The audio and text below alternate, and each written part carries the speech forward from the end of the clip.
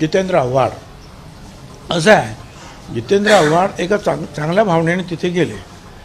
घाई झाली असेल, काही झालं असेल, पण त्यांची भावना चांगली होती की मनुस्मृती जाळली पाहिजे, त्याच्याबद्दल कोणाच्याही मनामध्ये शंका नाही. परंतु चुकून त्यांनी जे आहे बाबासाहेबांचा फोटो असलेले जे काही पोस्टर्स होते त्याच्यावर आणखी काय होतं मला काही दिसत नाही अजून, पण त्यांनी फाडलं असं आणि ते चित्र तिकडे लोकांच्या समोर केलं आणि फाडलं. काय आहे ते पण पाहिलं नाही त्यांनी आणि सगळ्यांनी ते तसंच त्याचं अनुकरण केलं. पण त्यांनी जे आहे नंतर माफीसुद्धा मागितली. मला असं वाटतं की त्यांची भावना जी आहेत आपण लक्षात घेतली पाहिजे. केवळ ते आमच्या विरोधी पक्षातले आहेत म्हणून त्यांना त्यांच्यावर टीका करण्यात काही अर्थ नाही. आणि त्यामुळं जे आहे हा मूळ मुद्दा जो आहे की आम्हाला मनुस्मृतीचं जे आहे चंचू प्रवेश नको आहे शिक्षणामध्ये, हा फोकस दूर होईल. या व्हिडिओचे सहप्रायोजक आहेत Soham Developers, we build for future. Shitole Crystal, Shitole Heights आणि शितोळे पार्क असे 1 ते 3 बेडरूम्सचे वारजे कर्वेनगर भागातील स्मार्ट होम्स, जिथे तुमचे भविष्य होईल सुरक्षित.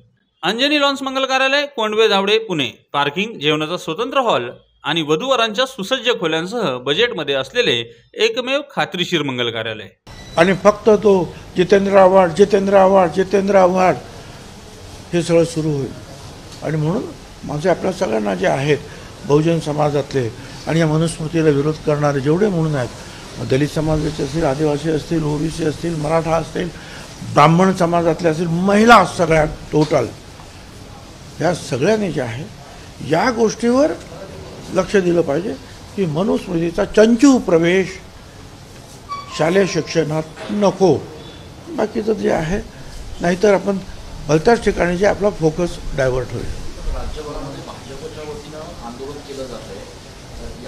ठीक आहे, त्यांनी आता असं आहे की हे थोडंसं राजकारणाचा सुद्धा भाग असतो. त्यांनी हे चुकलं त्याच्यामुळे त्यांनी ते केलं असेल. आणि मी असं ऐकलं आहे की राज्याचे उपमुख्यमंत्री देवेंद्र फडणवीस सुद्धा म्हणाले की आम्ही कुठल्याही परिस्थितीमध्ये मनुस्मृतीचं जे आहे जो शालेय शिक्षणामध्ये सहभाग होऊ देणार नाही. आणि मला असं वाटतं की ते त्यांनी जे स्टेटमेंट केलं त्याप्रमाणे ते वागतीलसुद्धा आणि हे प्रकरण ताबडतोब संपवायला पाहिजे.